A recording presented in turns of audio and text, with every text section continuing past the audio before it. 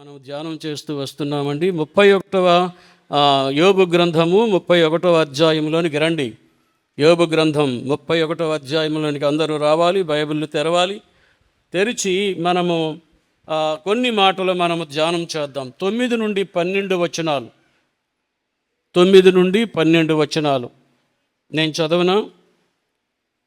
9 నుండి. నేను హృదయమున పరస్త్రీని మోహించిన ఎడల, నా పొరుగువాని ద్వారమున నేను పొంచియున్న ఎడల, నా భార్య వేరొకని తిరుగులు విసురునుగాక, ఇతరులు ఆమెను కూడుదురుగాక. ఇది దుష్కామ కార్యము, ఇది న్యాయాధిపతుల చేత శిక్ష నొందదగిన నేరము. ఇది నాశన కోపము వరకు దహించు అగ్నిహోత్రము. ఇది నా ఆదాయమంతయు నిర్మూలము చేయును. దేవునికి స్తోత్రం చెప్పండి. ఇది ఒక భక్తుని యొక్క జీవితం. అంటే భక్తి చేస్తున్న వారి యొక్క జీవితం ఎలా ఉండాలో, అది ఎలాంటి శిఖరాగ్రస్థానానికి వెళ్ళాలో గత కొన్ని రోజులుగా మనం ధ్యానం చేస్తూ వస్తున్నాం. నేను మామూలుగా ఏమన్నానంటే, వారానికి ఒక సబ్జెక్టు చొప్పున వెళదామని అనుకున్నాం, 40 వారాల పాటని. కానీ నేను చదువుతున్న కొలది దానికి అది లింక్ అవుతుంది. ఆ లింక్ అయిన మాటలు కానీ మనం వదిలేసామనుకో, తర్వాత ఆ కనెక్షన్ పోద్ది. అందుకని ఏవేవి కొన్నిసార్లు 2 వచనాలు ఉంటాయి, మరికొన్నిసార్లు 3 వచనాలు ఉంటాయి. ఇలాగా ఇవి ఎన్ని వారాలు అయితే అన్ని వారాలు ఈ 31వ అధ్యాయాన్ని మనం ధ్యానం చేస్తున్నాం. భక్తుని యొక్క ఆ మూలవాక్యమును మనము గత 2 వారాల క్రితం అనుకుంటాను. మూలవాక్యం ఏంటంటే యోబు గ్రంథము 6వ అధ్యాయము 4వ వచనం. 4:6 క్షమించండి, 4:6 ఏమని ఉందంటే, నీ భక్తి నీకు ధైర్యము పుట్టింపదా, నీ యథార్థ ప్రవర్తన నీ నిరీక్షణకు ఆధారము కాదా? స్తోత్రం చెప్పండి. చాలాసార్లు మన భక్తిలో మనకి సరైనటువంటి భక్తి లేకపోయినందువలన మనం ధైర్యం చెడిపోయి కూలిపోతాం. వారు ధైర్యము చెడి కూలిపోయిరని చాలా పర్యాయములు దేవుని యొక్క వాక్యములో ప్రకటించబడింది. కాబట్టి ధైర్యము అన్నిటికంటే గొప్పది. ధైర్యముగా ఉండాలి అంటే ఆ భక్తునికి ఏముండాలి చెప్పండి? భక్తి ఉంటే, అందుకే వాళ్ళు ప్రశ్నించారు, నీ భక్తి నీకు ధైర్యము పుట్టింపదా? ఆ నేపథ్యంలో మనము ఇప్పుడు 9వ వచనానికి వచ్చాం. గతంలో చాలా విషయాలు మనం ధ్యానం చేసాం. 9వ వచనం, నేను నా హృదయమున పరస్త్రీని మోహించిన ఎడల, నా పొరుగువాని ద్వారమున నేను పొంచియున్న ఎడల. ఆగండి. నా హృదయము పరస్త్రీని మోహించిన ఎడల. ఇక్కడ యోబు యొక్క శీలత అంటే శీలము అర్థమవుతుందా? భక్తునికి శీలము కూడా మంచిదే. భక్తునికి శీలము అంటే మీరేదో అనుకోకండి, అంటే మానవుని యొక్క తన సొంత ప్రవర్తన. ఆయన ఎంత కఠినంగా ఉన్నాడు భక్తిలో. ఆయన ఏ పాపము చేయకుండా తన శీలాన్ని కాపాడుకున్నాడు అనేది అనమాట అర్థం. ఈ సహజంగా ఈ మాట శీలము అనే మాట స్త్రీలకు ఎక్కువగా ఉపయోగపడుతుంది.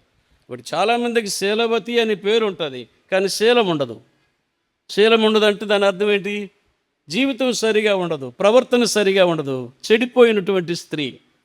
కాబట్టి ఆ చెడిపోయినటువంటి స్త్రీని శీలవతి అనలేం, పేరైతే ఉండొచ్చు కానీ. కాబట్టి అలాగే తన శీలమును గురించి మాట్లాడుతున్నాడు. నేనెప్పుడు పరస్త్రీని చూడలేదు, నేనెప్పుడు పొరుగువాని భార్యల జోలికి వెళ్ళలేదు, ఎవరితోనూ నేను వ్యభిచరించలేదని నొక్కి వక్కాణిస్తున్నాడు యోబు భక్తుడు ఇక్కడ. స్తోత్రం చెప్పండి. అసలు అంత గొప్పవాడు, అంతటి ఐశ్వర్యవంతుడు, ఆ దేశంలోనే అంతటి ఆశీర్వాదం పొందినవాడు లేడు. అంత గొప్పవాడు కోరుకుంటే దొరకరా అండి? అంతటి ఆస్తిపరుడికి ఆ దేశంలో కోరుకుంటే స్త్రీలే దొరకరా? కానీ ఆయన శీలమును ఎంత చక్కగా కాపాడుకున్నాడో చూడండి యోబు భక్తుడు. తనెప్పుడు కూడా తన భార్య విషయంలో తనెప్పుడు కూడా నమ్మకత్వాన్ని కోల్పోలేదు.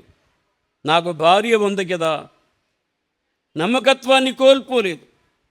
తన భార్యకు అన్యాయము చేయలేదు. అందుకు తన శీలాన్ని అతను కాపాడుకొని తన భక్తిని తన స్నేహితుల దగ్గర తన స్నేహితుల దగ్గర ప్రదర్శిస్తున్నాడు. నేనేం పాపము చేశానని నాకు ఇన్ని కష్టాలు వచ్చినాయని మీరు అంటున్నారు కదా. ఒకవేళ మీ దృష్టిలో ఉండొచ్చు నీవు చెడిపోయావేమో, నీ పిల్లలు చెడిపోయానని ఆల్రెడీ మీరు అనేశారు. నీవు కూడా ఒకవేళ ఇలాంటి పరస్త్రీ వ్యామోహితుడివై నీవు ఒకవేళ దేవుని నుండి తప్పిపోయావేమో, అందుకే నీకు ఇన్ని శ్రమలు వచ్చాయి అన్నట్టుగా తనకు ఎదురుగా వచ్చినటువంటి స్నేహితులు మాట్లాడుతుంటే వాళ్ళకి ఇస్తున్న జవాబు ఇది. స్తోత్రం చెప్పండి అందరూ. వాళ్ళకి ఇస్తున్న జవాబు, ఒకవేళ నేనే ఎందుకంటే నాకు తెలియదా వ్యభిచారం పాపమని, తెలుసు కదా. ఒకవేళ నేనే అలాంటి పాపము చేస్తే నా భార్య వేరొకరి తిరుగలి విసురునుగాక అన్నాడు. అది నేను మీకు వివరిస్తాను. ఇదేంటి తిరగలి విసరడం ఏంటి అనేది మీకు కొన్నిసార్లు మనకు అర్థం కాదు. అదే అంటాడు, వేరొకడు నా భార్యను కూడునుగాక అన్నాడు. ఏంటి అసలు ఇది? ఏమనుకుంటున్నారు మీరు? ఒకవేళ నేను ఆ పాపమే చేస్తే, మీరు అనుకున్నటువంటి పాపమే చేస్తే నా భార్య పరాయి వాడితో వెళ్ళిపోవునుగాక అంటున్నాడు. ఏ భక్తుడు బైబిల్లో ఇలాంటి మాటలు పలకలేదు. అందుకే ఇది భక్తికి శిఖరాగ్రం అన్నాను నేను. స్తోత్రం చెప్పండి. ఆ స్థాయిది భక్తి యొక్క స్థాయి. మనం ధ్యానం చేస్తుండాలా, చదువుతూ ఉండాలా. ఏంటి అసలు ఈ భక్తుని యొక్క జీవనం, ఈ భక్తుని యొక్క జీవితం మనకి ఏమి నేర్పిస్తుంది? తన శీలాన్ని ఎంతగా కాపాడుకున్నాడు. వాళ్ళు మాట్లాడుతున్నారు, నేను దేవుడితో చూసుకుంటానులే, మీకు నేను సమాధానం చెప్పవలసిన పని లేదంటూ ఆ తరువాత వచనాల్లో వస్తుంది, దేవా నేను ఎక్కడైనా ఒకవేళ నీ దృష్టి ఎదుటి నేను తప్పు చేస్తే అది ఒకసారి నా ఎదుటికి చూపించు. నీవు చూపించి వీళ్ళెవరో చూపించడం కాదు. నేను నీ ఎదుట పాపము చేస్తే నీవు నాకు చూపించు. ఇదిగో యోబు నా భక్తుడా, నువ్వు ఫలానా విషయంలో తప్పిపోయావని నాకు చూపించు. తర్వాత వచనాల్లో వస్తాయవి. యోబు భక్తుడు తన భక్తిని ఆ స్థాయిలో చూపిస్తూ ఉన్నాడు. అసలు భక్తులంటే ఆ స్థాయికి వెళితేనే భక్తి అండి. అంతే. నాకు తెలిసి నేను యోబు గ్రంథం ఈ అధ్యాయం చదివిన తర్వాత అస్సలు చేస్తే యోబు లాంటి భక్తే చెయ్యాలి. స్తోత్రం చెప్పండి. యోబులాగా బ్రతకగలిగితే నువ్వు బైబిల్ మూసేవచ్చు అంతే. అదేంటండి బైబిల్ అక్కర్లేదంటే లేదు. అంటే ఆయన జీవితమే ఆ జీవితాన్ని మనం అనుసరించగలిగితే చాలు. అదే కదా మనం అందరము భక్తికి శిఖరాగ్రానికి వెళ్ళాలి కదా. అప్పుడే కదా మనకు పరలోకం లభిస్తుంది. కనుక యోబు భక్తుడు ఆ విషయంలో, తన భార్య విషయంలో ఎంతో నమ్మకముగా ఉన్నాడు. వ్యభిచారము చాలా పెద్ద పాపమని గ్రహించాడు. చూడండి నిర్గమకాండము, త్వరగా మనం వెళదాం.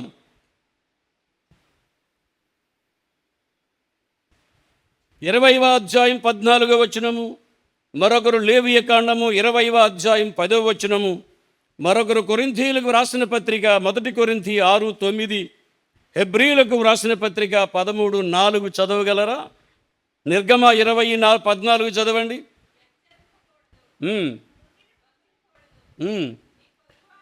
ఇదిగో నీ పొరుగు వాని మీద అబద్ధ సాక్ష్యము పలకకూడదు. వాల్యూమ్ పెట్టినా అదిగో అది మనకు కావాలి. నీ పొరుగువాని భార్యనైనను అతన్ని దాసినైనను ఎద్దునైనను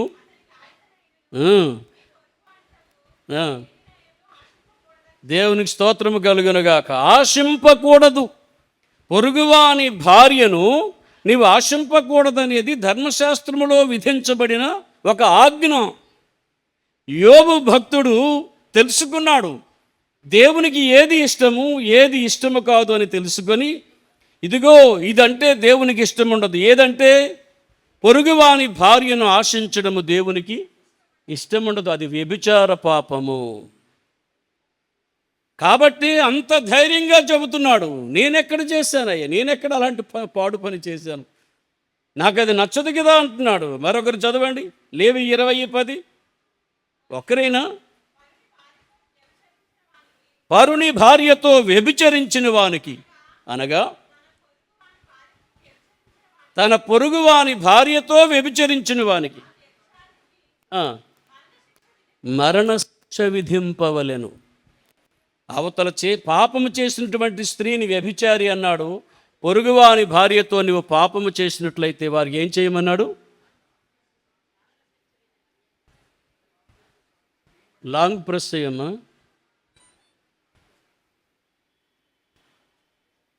రైట్. కాబట్టి ఇప్పుడు ఆలకించారు కదా, అది పాపము. అలా పాపము చేస్తున్న వారికి ఏం చేయమన్నాడు? మరణశిక్ష. ధర్మశాస్త్రము అలాంటి పాపం చేసేవారికి మరణం విధించమని చెప్పింది. 1 కొరింథీయులకు రాసిన పత్రిక 1 కొరింథీయులకు రాసిన పత్రిక 6వ అధ్యాయం 9వ వచనం. కానేరరు, మోసపోకుడి, జారులైనను విగ్రహారాధికులైనను వ్యభిచారులు అయినను ఆడంగితనము వారైనను పురుష సంయోగులైనను దొంగలైనను ద్రోగుల తాగుబోతులైనను దోషకులైనను అయినను దేవుని రాజ్యమునకు, అది అసలు వ్యభిచారులు దేవుని రాజ్యానికి వెళ్ళరు. అందుకే అక్కడ ఒక పెద్ద లిస్టు పెట్టాడు. ఆ లిస్టులో నీది ఏ పాపం అయితే నీదుందో నువ్వు వెళ్ళవు, ఉండిపోతావు. భక్తి అంటే ఇది. బాగా ఆలోచించి మనం చేసుకోవాలి.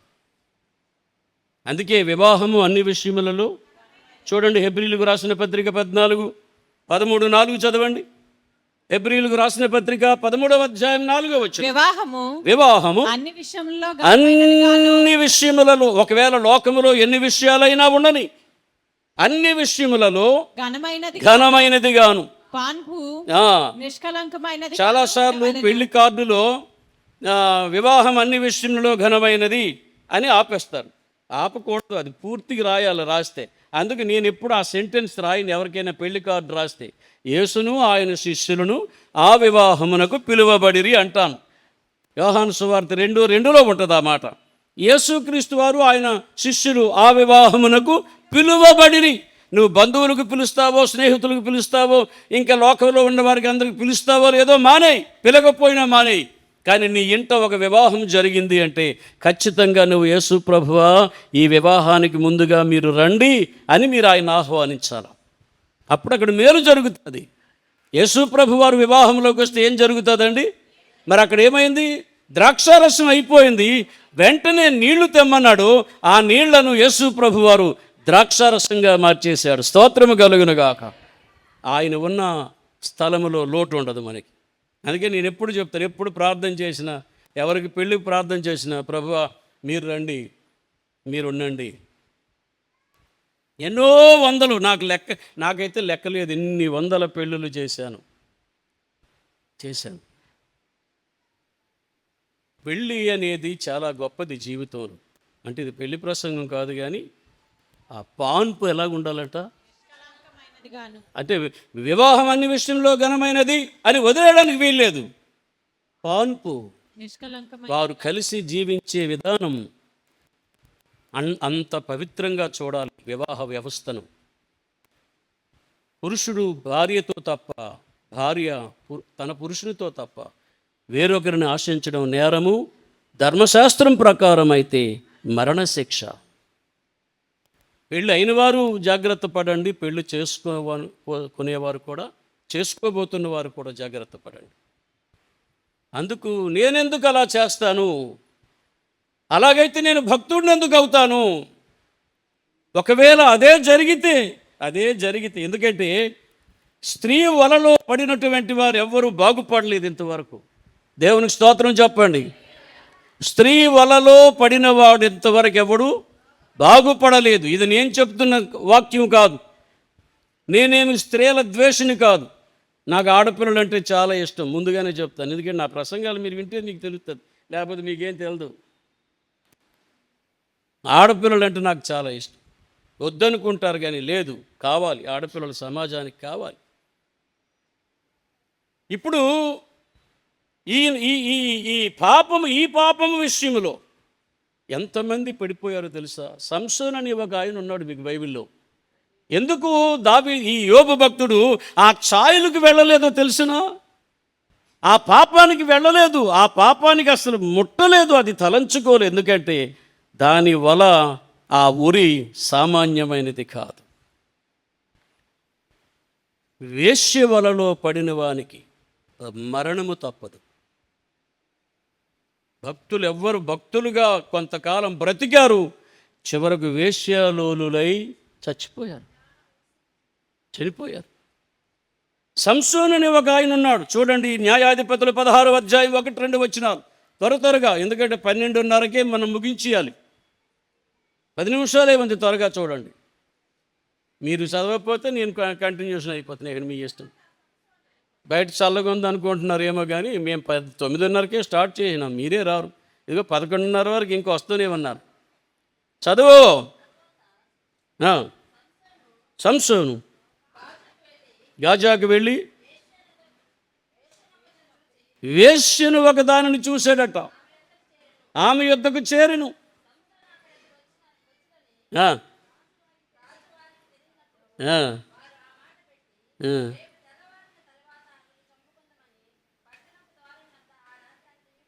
ఇంటికి వెళ్ళిపోయి బాగా చదువుకోండి. ఆయన ఏం చేశాడంటే, తనకు ఒక వేశ్య అంటే ఇష్టపడింది, ఆమె పేరు దెలీలా. ఆమె కావాలని కోరుకుంటున్నాడు. ఇతనేమో 1000 ఏనుగుల బలము కలిగిన వాడు, ఎవడు ఏం చేయలేడు. అతనికి ఒకవేళ ఇనుప చువ్వలు కానీ, శరీరం అంతా ఇనుప చువ్వలు కానీ కడితే దేవాని కళ్ళు మూసుకొని తెరిచే లోపల తాళ్ళు తగినట్లుగా తెగిపోతాయి ఇనుప కవచాలు. అంతటి బలవంతుడు. ఈ గాజా వాళ్ళు ఏం చేశారంటే, దెలీలాని పట్టుకొని ఫిలిస్తీయులు, అతని యొక్క బలం ఎక్కడుందో నువ్వు చెప్పాలి, ఏం చేస్తావో నాకు తెలియదు, అతని యొక్క బలము ఎక్కడుందో నువ్వు చెప్పకపోతే నిన్ను నీ ఇంటి వారిని కాల్చి చంపేస్తామన్నారు వాళ్ళు. నీకెంత డబ్బైనా ఇస్తాం, దెలీలాతో వేశ్యతో అన్నారు వాళ్ళు. అందుకే వేశ్యాలోలులైన వారు ఎవ్వరూ భూమి మీద బ్రతికి బట్ట కట్టలా. చరిత్ర చూసుకోండి మీరు. నా సొంత మేనలుడు చరిత్ర చెబుతాను మీకు. అద్భుతమైన బిడ్డ, అందగాడు, సురేంద్ర కుమార్ పాలవలస గిరిబాబు గారు వస్తుంటారు కదా మనకి, వాళ్ళ అన్నయ్య, వాళ్ళ పెదనాన్న కొడుకు. అందము, ఆయన రచన కానీ ఆయన రైటింగ్ కానీ ఎంత అందంగా ఉంటుంది, అసలు ముగ్ధుడైపోతారు. మంచి మున్సిపాలిటీలో, మన కార్పొరేషన్లో మంచి ఉద్యోగం, అద్భుతమైన ఉద్యోగం. సొంత ఊరిలో అందమైన స్త్రీతో వివాహం చేసుకున్నాడు మహదేవపురంలో. ఒక పాప పుట్టారు. ఇంత అందమైన వాడు, ఇంత బలవంతుడు, ఇంత రచయిత, ఇంత సౌందర్యవంతుడు ఒక్కసారి శ్రీకాకుళంలో ఒక అమ్మాయి వలలో పడిపోయాడు. అమ్మాయి వలలో పడిపోయి కొంతకాలము కొనసాగి ఆయనకు ఎక్కడి నుండో కొంత డబ్బు వస్తే ఆ డబ్బుని ఆశించి ఎవరినైతే ఈయన వేశ్యాలోలుడైపోయాడో ఆ వేశ్య, ఆ అమ్మాయి ఇతన్ని చంపేసింది ఆ డబ్బు కోసం. మా కుటుంబంలో జరిగిన సంగతి చెప్తున్నా. చంపేసిన తర్వాత ఇలా చనిపోయినాడని దావానంలాగా వ్యాపించేసింది జిల్లా అంతటా కూడా. ఫలానా సురేంద్ర కుమార్. అది మా వరకు వచ్చింది. మేము శ్రీకాకుళం వెళ్ళేసరికి వాడి ఆనవాళ్ళు లేకుండా కాల్చేస్తే మరేం మనకు దొరకవు. పోనీలే అనుకుని మేమందరం, మా పక్కన కూడా పెద్ద పెద్ద రాజకీయ నాయకులు వాళ్ళు అందరూ అక్కడ గ్యాదర్ అయినారు శ్రీకాకుళం. తమ్మినేని సీతారామనాయుడు కూడా. ఎందుకు చెబుతున్నానంటే, మంచిది కాదండి అలాంటి పాపం, అసలు మంచిది కాదు. అది ఎప్పటికైనా నీకు ప్రమాదమే. స్త్రీలైనా పురుషులైనా గ్రహించండి, ఎప్పటికైనా నీకు ప్రమాదమే. తరువాత ఆయన మోహించాడు, అలా పతనమైపోయాడు. అది ఎక్కడి వరకు వెళ్ళింది తెలిసిన ఆ మోహము చూడండి. అందులోనే 16 వచనం చదువమ్మా. 16 రాసుకోండి. న్యాయాధిపతుల గ్రంథం 16వ అధ్యాయం 16వ వచనం. ఆమె అనుదినము మాటల చేత అతనిని బాధించి లాలించా? బాధించి తొందర పెట్టినందువలన అతడు ప్రాణము విసిగి, అదిగో అది జరుగుతుంది. నీవు వేశ్యాలోలుడు అయితే ప్రాణం విసిగిపోద్ది. ఆమె పెట్టిన టార్చర్ నువ్వు భరించలేవు. అందమైన భార్య నీకు దేవుడిచ్చాడు, పిల్లలనిచ్చాడు, సంతోషించవలసిన జీవితం, సంతోషంగా ఉండవలసిన జీవితం. నువ్వు పరాయి స్త్రీని, పరాయి పురుషుణ్ణి వ్యామోహములో పడిపోయి కుటుంబాన్ని నరకతుల్యం చేసుకుంటున్నటువంటి ఈ రోజున భార్యాభర్తలు అనేకులు చనిపోవడానికి, ఆత్మహత్యలు చేసుకోవడానికి గల కారణం ఏంటో చెప్పనా? అక్రమ సంబంధాలే. మీరు పేపర్లో చూడండి, టీవీలో చూడండి, అక్రమ సంబంధాలు. అదేమి చిత్రమో, అక్రమ సంబంధం ఏర్పడితే చాలండి, కొడుకులని చూడదు, కూతుర్లని చూడదు, సొంత భర్తని చూడదు, అందరినీ విషం పెట్టి చంపేస్తుంది ఆడది. అందుకే ఇన్ని భరించాడు సొలొమోను మహారాజు. తెలుసా? సొలొమోను మహారాజు తెలియదు అనుకుంటున్నారా? చూడండి ఒకసారి. కొంచెం ప్రసంగం పెద్దదవుతుంది కానండి, మామూలు కాదండి బాబు. మొదటి రాజుల గ్రంథం 11వ అధ్యాయం 1 నుండి 4 వచనాలు. మొదటి రాజుల గ్రంథము 11వ అధ్యాయము 1-4 వచనాలు. అమోనీయులు, ఎదోమీయులు, అమ్మోనీయులు, సీదోనీయులు, హిత్తీయులను జనము మీ హృదయములను తమ దేవతల చుట్టూ తిప్పుదురు గనుక వారితో సహవాసము, అన్యులతో సహవాసము చేయకండి, మీ హృదయం పాడైపోద్ది. బ్యాటరీ లేదా ఏంటి? మీ హృదయం పాడైపోద్ది, చూసుకోండి. చూడండి, ఇక్కడ అంటున్నాడు, వారు తమ దేవతల తట్టు మీ హృదయములను తిప్పుదురు గనుక వారితో సహవాసము చేయకండి. వారిని మీతో సహవాసము చేయనివ్వకూడదని యెహోవా ఇశ్రాయేలీయులకు సెలవిచ్చి ఉన్నాడు. అయితే రాజైన సొలొమోను ఫరో కుమార్తెను గాక ఆ జనములలో, అతను పరిపాలిస్తున్నటువంటి రాజ్యములో, ఆ జనములలో ఇంకా అనేక మంది పరస్త్రీలను మోహించి కామాతురత గలవాడై వారిని ఉంచుకొనుచు.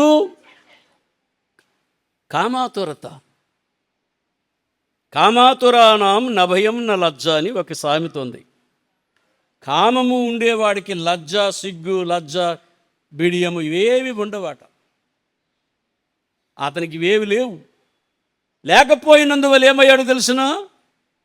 అనేక మంది స్త్రీలను ఉంచుకొనుచు వచ్చెను. ఎంతమంది స్త్రీలో చూడండి, 700 మంది భార్యలు, రాజకుమార్తెలు, రాజుల యొక్క కూతుర్లట 700 మంది భార్యలను చేసుకున్నాడు.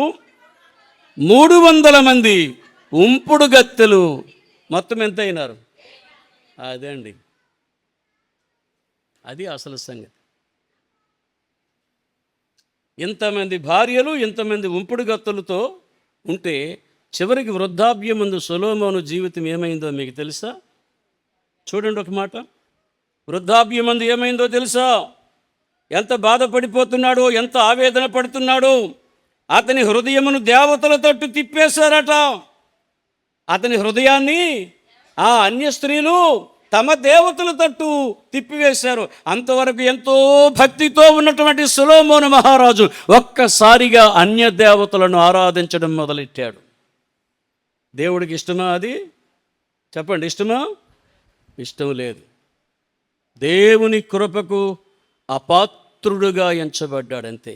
ఎంత దేవుడు కృపనిచ్చాడో సొలొమోను మహారాజుకి. 40 సంవత్సరాల పాటు రాజ్యమును పరిపాలించాడు. ఒక్క యుద్ధం అంటే ఒక్క యుద్ధము జరగలేదు. 40 ఏండ్లు రాజ్య పరిపాలన చేశాడు, సమాధాన పరిపాలన. ఆ రాజు చేసినంత 40 సంవత్సరాల పరిపాలన ఇంకెవ్వరు కూడా. సౌలు రాజు చేసిన యుద్ధాలే, దావీదు మహారాజు 40 సంవత్సరాలు ఏలాడు ఇశ్రాయేల్ని, అయినా యుద్ధాలు. కానీ సొలొమోను మహారాజు కాలములో శాంతియుతముగా పరిపాలన చేశాడు. ఇంత మంచి జ్ఞాని దేవుడు ప్రత్యక్షమైతే అన్నాడయ్యా, ఇంతమంది నీ జనాంగాన్ని పరిపాలించడానికి నాకు జ్ఞానం ఇస్తే చాలు అని దేవుని చేత జ్ఞానము పొందినటువంటి వ్యక్తి. జ్ఞానం ఎక్కువైపోయింది, వేశ్యాలోలుడైపోయాడు. ఆ వేశ్యలు తిరిగి అతని హృదయాన్ని దేవతల తట్టు తిప్పేశారు, పాడైపోయాడు. అదే సొలొమోను ఆ స్త్రీని గూర్చి ఏమని రాశాడో చూడండి. ప్రసంగి గ్రంథం 7వ అధ్యాయం 26వ వచనం. ఎందుకు అలాగన్నాడో చూడండి. దేవతల తట్టు తిప్పివేశారు. అన్య స్త్రీలతో వివాహములు కానీ అన్య స్త్రీలతో సహవాసములు కానీ చేస్తే వారి జీవితం ఏంటో ఏమవుతుందో ఒకసారి చూడండి. సొలొమోను రాస్తున్నాడమ్మా. ఏ 1000 మంది భార్యలను కట్టుకొని 1000 మంది స్త్రీలతో సుఖాన్ని అనుభవించాడో, పాపము చేశాడో ఆయనే రాస్తున్నాడు. చదువు. మరణము కంటే ఎక్కువ దుఃఖము కలిగించినది. ఆగండి, నా వైపు చూడండి అందరూ. చావు కంటే దుఃఖం ఏంటి ఉందట. ఇంకా ఇప్పుడు ఎక్కువ బాధ ఎప్పుడు పడతాము? నా అన్నవారు, మన అన్నవారు, అమ్మో నాన్నో, భార్య పిల్లడు చచ్చిపోతే ఎక్కడ లేని దుఃఖము ముంచుకొస్తుంది మనకి. కానీ ఆ దుఃఖము కంటే మరణము కంటే ఎక్కువ దుఃఖాన్ని కలిగించేది ఒకటి ఉందంట. ఏంటది? అది వలల వంటిదై ఉరుల వంటి మనస్సును బంధకముల వంటి చేతులను కలిగిన స్త్రీ. దేవుని దృష్టికి కలిగిన పురుషుడల్లా కలిగిన స్త్రీ ఎంతటి మహారాజునైనా అవలీలగా ఆ రాజులను పడగొట్టే మనస్తత్వము స్త్రీ. అందుకే ఆయన చెప్పాడు, మరణము కంటే ఎక్కువ బలవంతమైనది ఇంకొకటి ఉంది. చదువు. ఆమె మరణం కంటే ఎక్కువ దుఃఖము కలిగించున్నది ఒకటి నాకు కనబడెను. అది వలలు వంటి వలేస్తుంది. సామెతల గ్రంథం మీరు జాగ్రత్తగా చదివితే ఆ మహానుభావుడి రాశాడులే. ఎందుకంటే కామిగాని వాడు మోక్షగామి కాడుగా. అన్నీ అనుభవించినటువంటి ఆయనే రాస్తున్నాడు. ప్రపంచానికి జ్ఞానోదయం తెలియజేస్తున్నాడు. ఏమని తెలియజేస్తున్నాడో చూడండి. ఆమె వలల వంటి మనస్సు, వలల వంటిది, ఉరుల వంటి మనస్సును, బంధకముల వంటి చేతులను. ఇంకెవడు బయటికి రాగలడు చెప్పండి నాకు ఒకసారి. మనసేమో వల, మనసేమో ఉరి, చేతులేమో బంధకాలు. ఆ జైల్లో పడితే, లోక సంబంధమైన జైల్లో పడితే నీకు విడుదల ఉందేమో కానీ వేశ్య వంటి మనస్సు కలిగినటువంటి దాన్ని పడ్డావో ఇక ఆ జైలు నుండి నువ్వు బయటికి రావడం చాలా కష్టం. అయితే కిందను ఆయనే అంతే కదా. ఆయన ఎంత తెలివైనోడు కాకపోతే చెప్పిందంతా చెప్పాడు. సమాజానికి ఏమో న్యూస్ అందిస్తున్నాడు, సమాచారం. ఏంటది? కిందను చదువు. దేవుని దృష్టికి మంచివారైన వారు ఆ వేశ్య నుండి తప్పించబడతారట. స్తోత్రం చెప్పండి. దేవుని దృష్టికి మంచివారైన వారు, దేవుడంటే భయపడేవారు ఆమె వలలో పడలేరు. ఆయన పడిపోయాడు. చివరికి నాకు ఈ గతి లభించింది, నాకు మరణం ప్రాప్తించింది వృద్ధాప్యమందు. అంతవరకు బాగానే మెయింటెనెన్స్ చేశాడు వృద్ధాప్యంలో. వాళ్ళందరూ నీకేం పర్లేదు రాజా, మేమున్నాం. ఈ మేమున్నామన్న ఆడవాళ్ళందరూ వెళ్ళారు. ఇదిగో ఇది నువ్వు చేయి, నీకేం జబ్బు తగ్గిపోద్ది, ఇది చేయి, ఈ దేవతకు మొక్కు, దానికి మొక్కు, దీనికి మొక్కు అని అందరూ దేవతల తట్టు సొలొమోను హృదయాన్ని తిప్పేశారు. అయిపోయింది ఇంకా ఆయన జీవితం. కాబట్టి భక్తిని గూర్చి మనము ధ్యానం చేస్తున్నాము. భక్తి అంటే ఎంత లోతుగా ఉంటుందో ఒకసారి. భక్తుడు అంటే ఏదో అన్నీ చేసేసి ఇది భక్తి, మనం ప్రార్థన చేస్తున్నాం, పూజిస్తున్నాం, నోములు వ్రతాలు ఏవో చేస్తాం, ఇది భక్తే కదా. ఎలాగవుతుంది భక్తి? భక్తునికి ఉండాల్సిన లక్షణాలు నీలో కలిగి ఉండాలి, నీలో కనిపించాలి. దానిని దేవుడు చూస్తాడు. దేవుడికి ఏది ఇష్టము లేదో అది యోబు భక్తునికి అర్థమైంది. స్తోత్రము కలుగునుగాక. అందుకే వాళ్ళు ఏదో చెబుతుంటే డైరెక్ట్గా చెబుతున్నాడు. సరే మీరు అలాగ అన్నారు కదా, ఇదిగో నేను చెప్తున్నాను నా భార్య వేరొకని తిరుగలి విసురునుగా అన్నాడమ్మా. ఆ మాట చదువు. ఇక చాలా విషయాలు ఉన్నాయి, భక్తులు వారి శీలమును గురించి చాలా విషయాలు ఉన్నాయి. చదవండి. నా భార్య వేరొకని తిరుగలి విసురునుగాక, ఇతరులు ఆమెను కూడుదురుగాక. ఇప్పుడు నీవు పాపము చేసావనుకో, వినండి, బాగా వినండి. నీవు పాపము చేశావు. ఇదే ఇప్పుడు ఏదైతే శీలమును కూర్చున్నటువంటి విషయాన్ని, భక్తిలో శీలత చాలా అవసరం, సచ్చీలత చాలా అవసరం. నువ్వు శీలాన్ని కోల్పోయి భక్తి చేస్తానంటే కుదరదు. శీలం అవసరమే. అందుకే స్త్రీలంట ప్రాణము కంటే మానమునకు ఎక్కువ ప్రాధాన్యతనిస్తారంట. స్త్రీలు, మన భారతదేశంలో ఉన్న స్త్రీలు చాలామంది చూపించారు ఆ భక్తిని, ఆ వైరాగ్యతను చూపించారు. అది బ్రిటిష్ వారి కాలం. బ్రిటిష్ వారికి చేతుల్లో తొత్తులైపోయినటువంటి కొంతమంది భారతీయులు, దళితులు అనబడిన వారు, ఇంకెవరైనా సరే పర్వాలేదు, ఇంక ఏ జాతి వాళ్ళైనా పర్వాలేదు, దళితులంట వాళ్ళ రొమ్ముల మీద వస్త్రము వేయకూడదు. దళిత స్త్రీలు చదివారా మీరు ఎప్పుడైనా మరి ఇవన్నీ? వారు రొమ్ముల మీద ఎప్పుడైతే వస్త్రం వేసి వాళ్ళు కప్పుకొని తిరిగారో వెంటనే బ్రిటిష్ వారి యొక్క చేతుల ద్వారాగా ఆ రొమ్ములని నరికేసేవాళ్ళంట. లేదా దానికి పన్ను కడి రొమ్ము పన్ను కట్టించారు. మీరు దీనిలో వెతకొచ్చు, దొరుకుతాయి. రొమ్ముకు పన్ను విధించారు బ్రిటిష్ వారి కాలంలో. మన భారతీయులే తీరా వీళ్ళు చూస్తే మాది సనాతన ధర్మము, మేము స్త్రీలను గౌరవించామంటున్నారు. ఏంటా గౌరవము? భర్త చచ్చిపోతే భార్యను కూడా చంపేమండమా గౌరవం? దళిత స్త్రీలేమో అందరు స్త్రీలలాగా చూడకుండా వాళ్ళు వస్త్రము కప్పుకుంటే తప్పు, వాళ్ళు వస్త్రము లేకుండా తిరగాలి. అది వాళ్ళు చూడాలి, ఆనందించాలి. ఇది దౌర్భాగ్యమైన పరిస్థితి కాదా? అందులో ఒక స్త్రీ దేవుడంటే భయము కలిగినదై, భర్త అంటే పాతివ్రత్యమును కలిగినటువంటిదై, తను నిజంగా శీలవతి. ఆమె పేరు నాకు గుర్తులేదు, చదివాను నేను. ఆమె వస్త్రాలు కప్పుతుంటే బ్రిటిష్ వాడు వెళ్ళి ఆ వస్త్రాలు లాగేస్తుంటే ఆ బ్రిటిష్ వాడి చేతుల్లో ఉన్న కత్తిని తీసుకుని వాడి ఎదుట తన 2 రొమ్ములు నరుక్కుంది ఆవిడ. నా రొమ్ములకు మీరు పన్ను కట్టిస్తారా అని. అలాంటి స్త్రీలు కనిన దేశం మంది. స్తోత్రం చెప్పండి, హల్లెలూయా. కనుక మన ఇష్టం వచ్చినట్లుగా మనం ఏదో బ్రతికేస్తాము, శీలాన్ని కోల్పోయి బ్రతికేస్తామంటే అది దేవుడు సహించడు, తప్పుకోడు. అందుకే అంత మాట అనగలిగాడు. ఒకవేళ మీరన్నదే నిజమైతే ఇదిగో ఈ మాటలు చదవండి. సామెతల గ్రంథం 5వ అధ్యాయం 3, 4, 5 వచనాలు. సామెతల గ్రంథము 5వ అధ్యాయము 3, 4, 5 వచనాలు. చాలా ఇంపార్టెంట్ ఈ మాటలు. జార స్త్రీ పెదవుల నుండి తేనె కారును. వినండి. జార స్త్రీ అంటే అదే వేశ్య.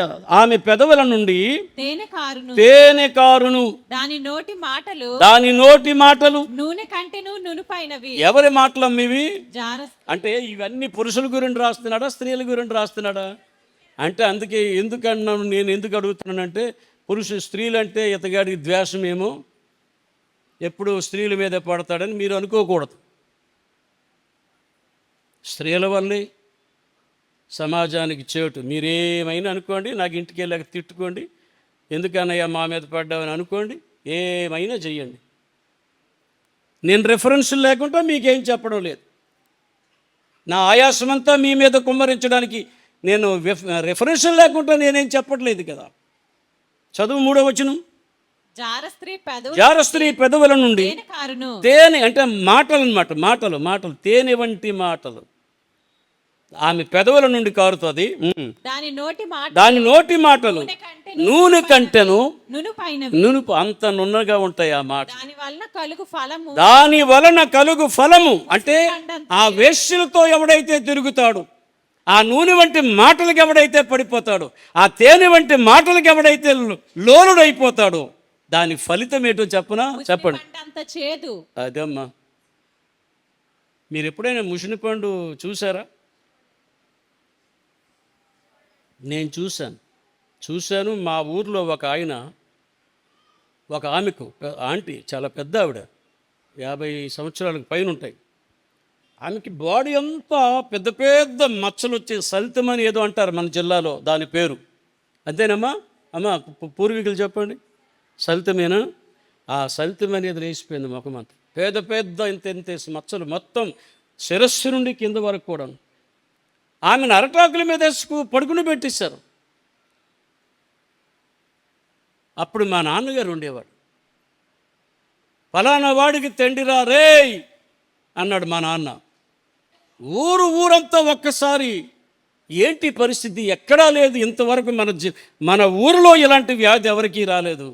ఏం పాపము చేసింది, ఏం కర్మ అని అంటున్నారు, ఏడుస్తున్నారు ఒక పక్క. ఆ బాధ దురదను భరించుకోలేకపోతుంది. ఆవిడ ఏడుపు, మంటలు, శరీరం అంతా మంటలు, ఒకవైపున భర్త, ఒకవైపున పిల్లలు. డాక్టర్లు వస్తున్నారు, పరీక్షిస్తున్నారు, ఇంజక్షన్లు ఇస్తున్నారు. ఆ మంటలు తగ్గడం లేదు, ఆ ఫలితం, ఆ దురద తగ్గట్లేదు. వెంటనే మా నాన్నగారు కొంచెం వైద్యం తెలిసినవాడు, వెళ్ళి అదంతా చూశాడు. రేయ్, దీనికి డాక్టర్లు పనికిరారు, కానీ దీనికి ముసిని పండు అవసరమురా అన్నాడు. ఏం అవసరం అండి? ముసిని పండు అవసరమురా. అయితే మరి ఎక్కడ దొరుకుతుంది? ఇది ఫలానా వాడి దగ్గర ఉంటుంది, ఆడిని తీసుకురండి రా అన్నారు. వాడికి పరిస్థితి అంతా చెప్పిన తర్వాత వాడు ముసిని పళ్ళన్నీ మోసుకొని వచ్చినాడు. వచ్చి ఒక గ్లాసుడు ముసిని పండు చేదు ముందు తాగించినాడు. అంత నూరి నూరి నూరి నూరి నూరి అప్పుడంతా తిరగలి కదమ్మా, ఏంటంటారు దానికి, రుబ్బురోలు వేసి మొత్తం చేసి ఆ పిండగా వచ్చింది, గ్లాసులో వేసాడు. తర్వాత ఒక పల్చటి వస్త్రము తెచ్చినాడు. ఆ వస్త్రానికి ఏంటంటే ఈ ముసిని పండు నీరు అంటే పిప్పి ఉంటుంది కదా, అదంతా రాశాడు.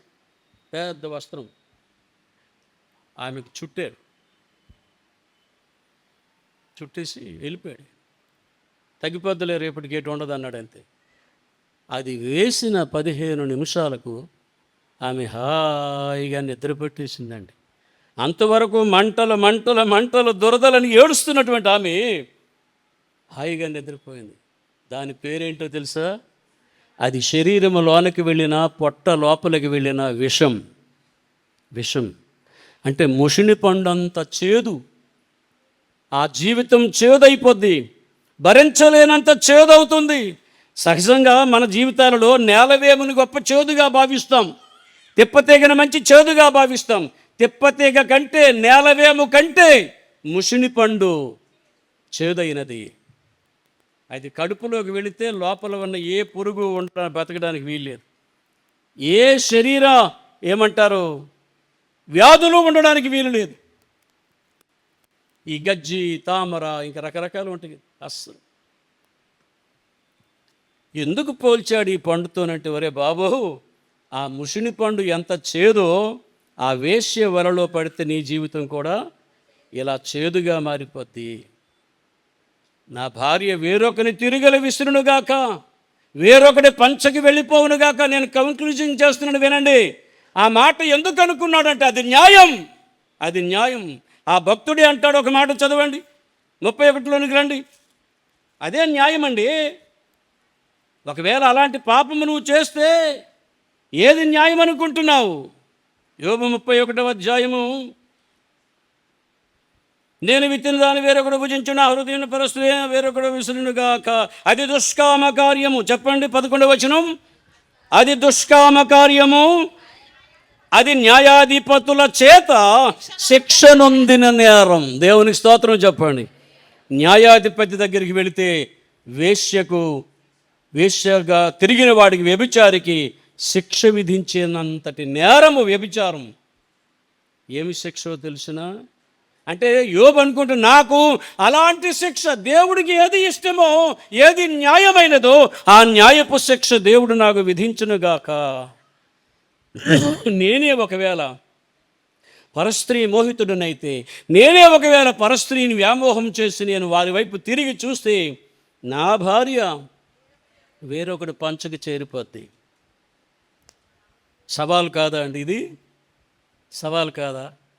భక్తి యొక్క గొప్పతనం ఇదే కదా. నా భార్య వేరొకరి పంచనానికి చేరిపోద్ది అన్నాడు. ఎందుకు ఇలా జరిగింది? ఇదే నా న్యాయము. ఇప్పుడు ఆయన పాపము చేశాడు అనుకోండి, యోబు పాపము చేస్తూ యోబు భార్యకి మరొకడికి అప్పచెప్పాడు, న్యాయమేనా? నేను అడిగిన దానికి మైండ్ పెట్టి ఆలోచించండి. కాదు, ఆడదానికి ఒక అన్యాయం అయిపోతుంది. ఇలాంటి న్యాయాలు చెప్పకండి. ఒకవేళ పురుషుడు తన భార్యను విడిచి వేరొక స్త్రీతో, పరాయి పురుషునితో ఒకవేళ పరాయి స్త్రీతో వెళితే,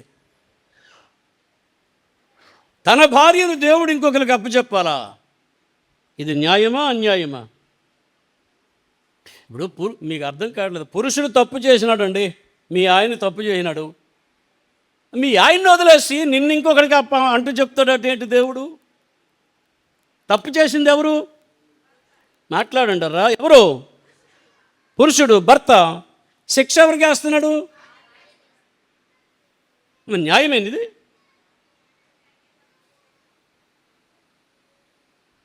ఇలాంటి సన్నివేశం ఎప్పుడైనా గతంలో జరిగిందా? అందుకే న్యాయమా కాదా, ఈ శిక్ష న్యాయమైనది అని చెప్పడానికి ఇది న్యాయాధిపతుల చేత శిక్షింపబడినది రాశాడు కదమ్మా. ఇప్పుడేని న్యాయాధిపతులు అంటే జడ్జిలు చెప్పవలసిన తీర్పు అండి. ఒకడు తన భార్యను వదిలేసి మన పరాయి దానితో వెళ్ళిపోతే ఆ జడ్జి ఇవ్వవలసిన తీర్పు అటది.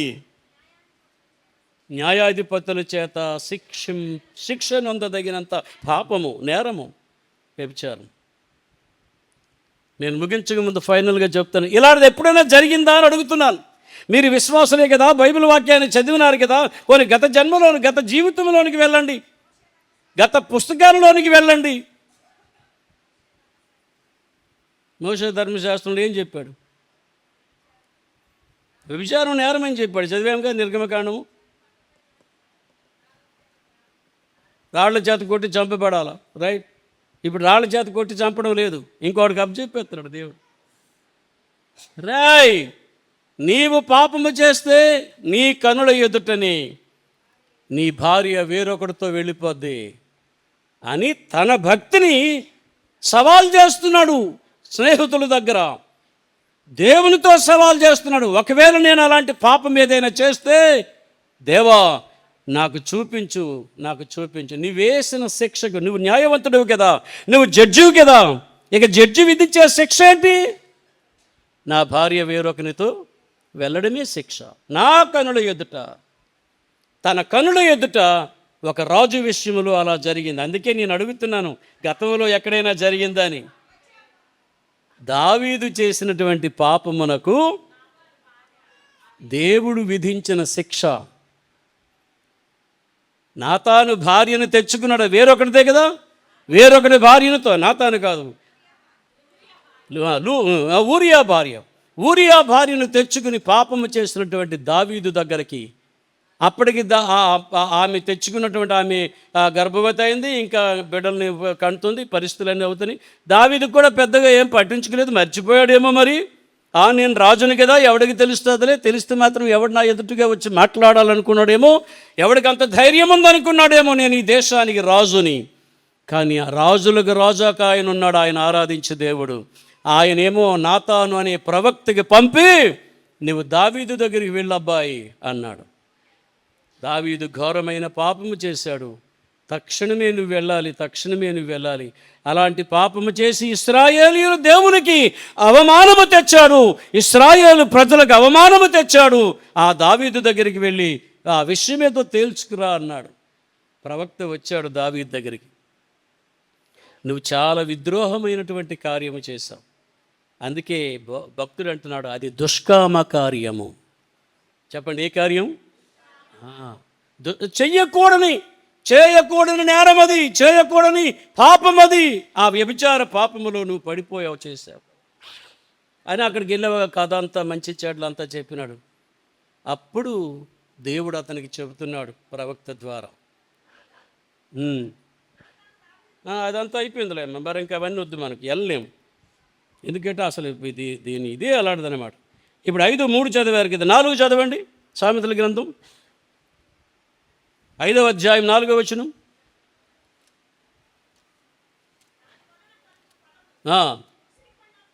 చేదు అది 2 అంచులు గల కత్తి అంత పదును. అదిగో, అది 2 అంచులు గల కత్తి అంత పదునైనది. దాని నడతలు మరణమునకు దిగుటకు దారి తీయును. చాలు చాలు చాలు. దాని వలలో పడినవాడు చివరకు గతి ఏంటంటే మరణము. అందుకే మరణము కంటే బలమైనది ఎవరు? ఉరుల వంటి మనస్సు కలిగినటువంటి స్త్రీ, బంధకముల వంటి చేతులు కలిగినటువంటి స్త్రీ. ఆ స్త్రీని గురించి మాట్లాడుతున్నాడు. రైట్, అది చివరికి మరణానికి తీసుకుని వెళ్ళిపోతుందని మనం చదివాం. చివరిసారిగా 2వ సమూయేలు గ్రంథం 12.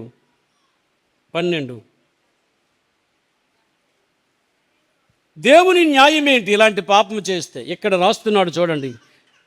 రెండవ సమూయేలు 12:11. 12:11. నా మాట ఆలకించుము. నా మాట ఆలకించుము. నాకు నేను సెలవిచ్చినదేమనగా, యెహోవా నాకు నేను సెలవిచ్చినదేమనగా, నీ ఇంటి వారి మూలంననే నీ ఇంటి వారి మూలముగానే, నేను నీకు అపాయంను పుట్టింతును. నీ ఇంటి వారి మూలముగానే నేను నీకు నేను నీకు అపాయమును పుట్టిస్తానయ్యా. ఎవరితో అంటున్నాడు? దావీదు మహారాజుకు చెబుతున్నటువంటి మాట ఇది. అపాయము పుట్టింతును. నీవు చూచుచుండగా ఆ, నేను నీ భార్యలను తీసి, చూసారా? నేను చూచుచుండగా నేను నీ భార్యలను తీసి తీసి నీ నీ చేరువవానికి అప్పగింతును. ఇది శిక్ష. ఇది శిక్ష. ఎవరికి అప్పచెప్తాడట? చేరువాని. ఆ ధర్మశాస్త్రానుసారముగా ఎవరైనా పాపము చేసి వ్యభిచరించినట్లయితే ఇదిగో దేవుడు ఇచ్చినటువంటి ఆ న్యాయపు శిక్ష ఏంటో తెలిసిన ఇక్కడ అంటున్నాడు, చేరువానికి అప్పగించేస్తాడు అతని భార్యల్ని. అందుకు దావీదు యోబు అంటున్నాడు, ఒకవేళ నేను కానీ అలాంటి పాపము చేస్తే నా భార్య వేరొకరు తిరుగులు విసరడం అంటే దాసీగా వెళ్ళిపోవడం, బానిసగా వెళ్ళిపోవడం. నా భార్య నా దగ్గర ఉండకుండా వేరొకనికి బానిస అయిపోవునుగాక. ఇది అతని భక్తి యొక్క సవాల్.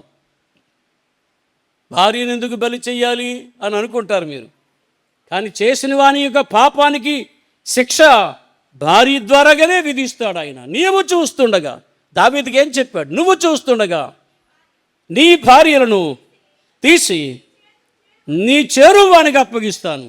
మళ్ళీ ఇది ఎక్కడ నెరవేరేది? అదే అధ్యాయం 16వ అధ్యాయం, త్వరగా 16వ అధ్యాయం 2వ సమూయేలు గ్రంథం 16:21 నేను చదువుతున్నాను, వినండి.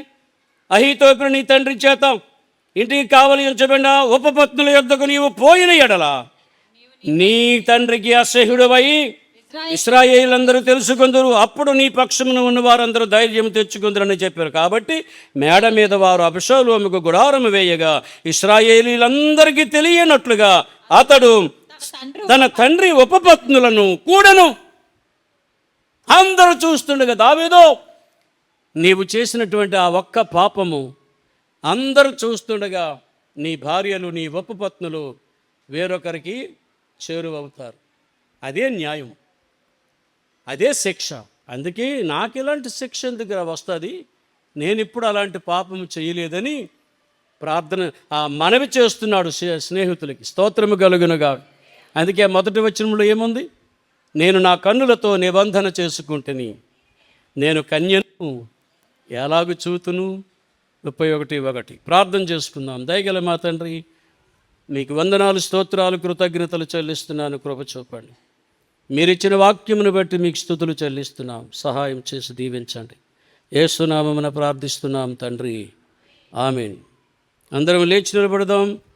ఒక పాట పాడుచుండగా